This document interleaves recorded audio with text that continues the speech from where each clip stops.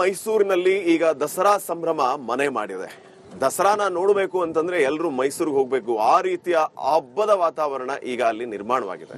ಹಾಗಿದ್ರೆ ಎರಡನೇ ದಿನದ ದಸರಾದಲ್ಲಿ ಏನೆಲ್ಲ ಇದೆ ಮೈಸೂರಿನಲ್ಲಿ, ಯಾವ ರೀತಿ ಸಂಭ್ರಮ ಮನೆ ಮಾಡಿದೆ, ಇಡೀ ಮೈಸೂರು ಅರಮನೆ ನಗರಿ ಯಾವ ರೀತಿ ಕಳೆಗಟ್ಟಿದೆ, ಈ ವಿಶೇಷ ವರದಿಯ ಮೂಲಕ ಬನ್ನಿ ತಿಳ್ಕೋಣ ಈ ಮೈಸೂರು ಹಬ್ಬದ ಸಂಭ್ರಮವನ್ನ.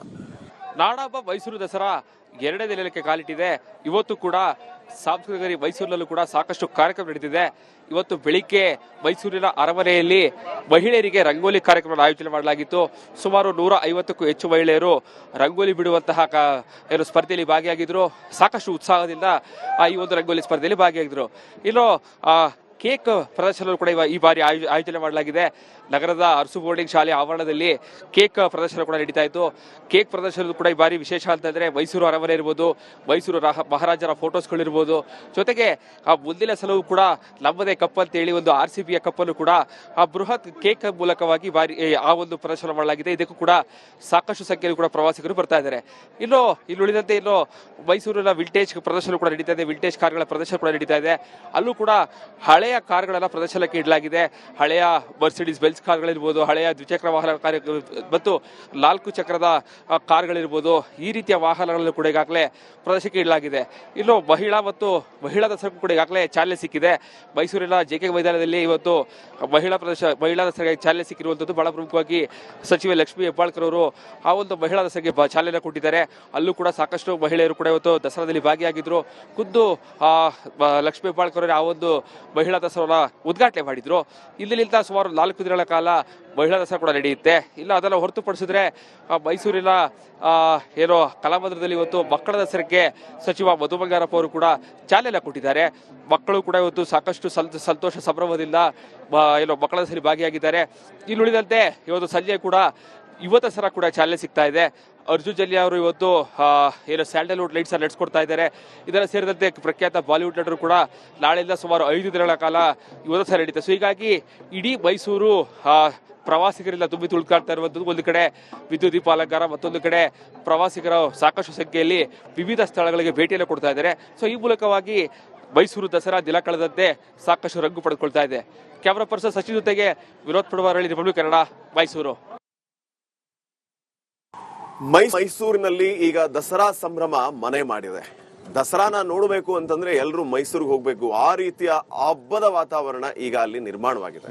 ಹಾಗಿದ್ರೆ ಎರಡನೇ ದಿನದ ದಸರಾದಲ್ಲಿ ಏನೆಲ್ಲ ಇದೆ ಮೈಸೂರಿನಲ್ಲಿ, ಯಾವ ರೀತಿ ಸಂಭ್ರಮ ಮನೆ ಮಾಡಿದೆ, ಇಡೀ ಮೈಸೂರು ಅರಮನೆ ನಗರಿ ಯಾವ ರೀತಿ ಕಳೆಗಟ್ಟಿದೆ, ಈ ವಿಶೇಷ ವರದಿಯ ಮೂಲಕ ಬನ್ನಿ ತಿಳ್ಕೋಣ ಈ ಮೈಸೂರು ಹಬ್ಬದ ಸಂಭ್ರಮವನ್ನ.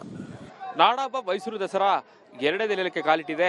ಇವತ್ತು ಕೂಡ ಸಾಂಸ್ಕೃತಿಕ ನಗರಿ ಮೈಸೂರಿನಲ್ಲೂ ಕೂಡ ಸಾಕಷ್ಟು ಕಾರ್ಯಕ್ರಮ ನಡೆದಿದೆ. ಇವತ್ತು ಬೆಳಿಗ್ಗೆ ಮೈಸೂರಿನ ಅರಮನೆಯಲ್ಲಿ ಮಹಿಳೆಯರಿಗೆ ರಂಗೋಲಿ ಕಾರ್ಯಕ್ರಮ ಆಯೋಜನೆ ಮಾಡಲಾಗಿತ್ತು. ಸುಮಾರು 150ಕ್ಕೂ ಹೆಚ್ಚು ಮಹಿಳೆಯರು ರಂಗೋಲಿ ಬಿಡುವಂತಹ ಸ್ಪರ್ಧೆಯಲ್ಲಿ ಭಾಗಿಯಾಗಿದ್ರು. ಸಾಕಷ್ಟು ಉತ್ಸಾಹದಿಂದ ಈ ಒಂದು ರಂಗೋಲಿ ಸ್ಪರ್ಧೆಯಲ್ಲಿ ಭಾಗಿಯಾಗಿದ್ರು.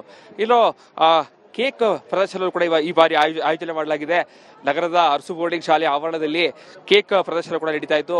ಕೇಕ್ ಪ್ರದರ್ಶನ ಕೂಡ ಈ ಬಾರಿ ವಿಶೇಷ ಅಂತಂದ್ರೆ ಮೈಸೂರು ಅರಮನೆ ಇರ್ಬೋದು, ಮೈಸೂರು ಮಹಾರಾಜರ ಫೋಟೋಸ್ಗಳಿರ್ಬೋದು, ಜೊತೆಗೆ ಮುಂದಿನ ಸಲವೂ ಕೂಡ ನಮ್ಮದೇ ಕಪ್ ಅಂತ ಹೇಳಿ ಒಂದು RCBಯ ಕಪ್ಪನ್ನು ಕೂಡ ಬೃಹತ್ ಕೇಕ್ ಮೂಲಕವಾಗಿ ಬಾರಿ ಆ ಒಂದು ಪ್ರದರ್ಶನ ಮಾಡಲಾಗಿದೆ. ಇದಕ್ಕೂ ಕೂಡ ಸಾಕಷ್ಟು ಸಂಖ್ಯೆಯಲ್ಲಿ ಕೂಡ ಪ್ರವಾಸಿಗರು ಬರ್ತಾ ಇದ್ದಾರೆ.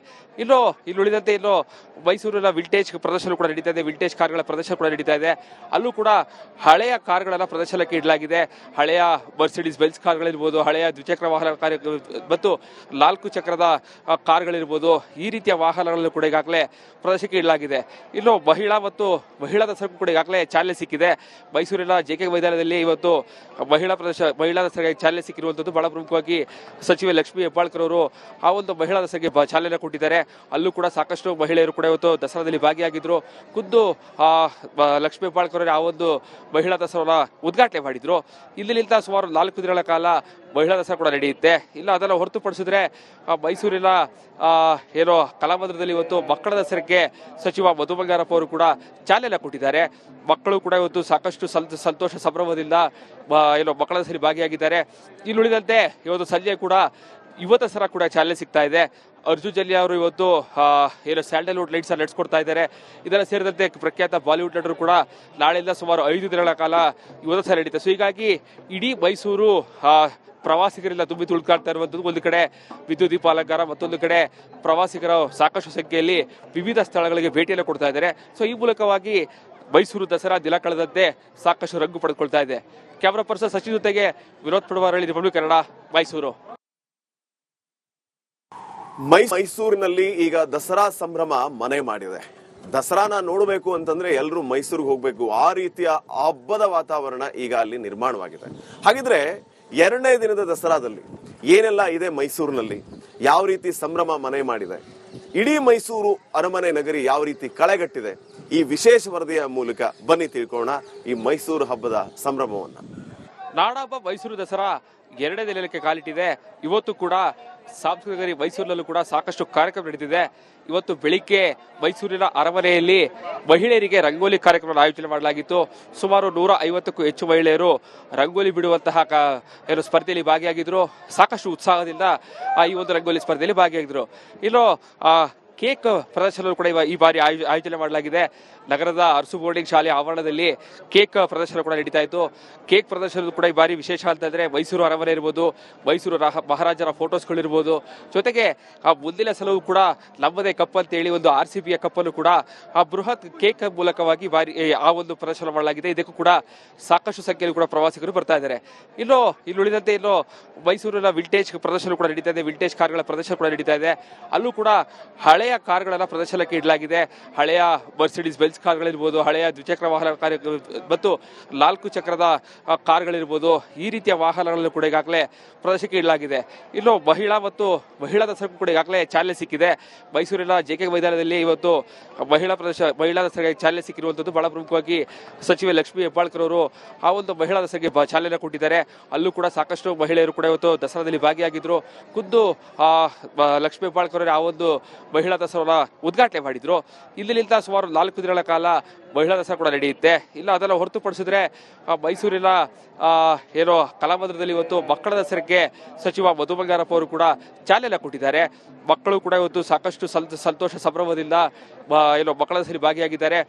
ಉಳಿದಂತೆ ಇವತ್ತು ಸಂಜೆ ಕೂಡ ಯುವ ದಸರಾ ಕೂಡ ಚಾಲನೆ ಸಿಗ್ತಾ ಇದೆ. ಅರ್ಜುನ್ ಜನ್ಯ ಅವರು ಇವತ್ತು ಸ್ಯಾಂಡಲ್ವುಡ್ ಲೈಟ್ಸ್ ನಡೆಸ್ಕೊಡ್ತಾ ಇದ್ದಾರೆ.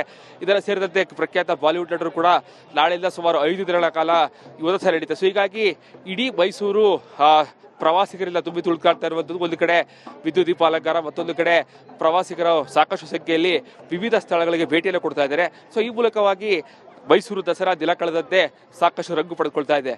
ಕ್ಯಾಮರಾ ಪರ್ಸನ್ ಸಚಿನ್ ಜೊತೆಗೆ ವಿನೋದ್ ಪಡವಾರಳ್ಳಿ, ರಿಪಬ್ಲಿಕ್ ಕನ್ನಡ, ಮೈಸೂರು.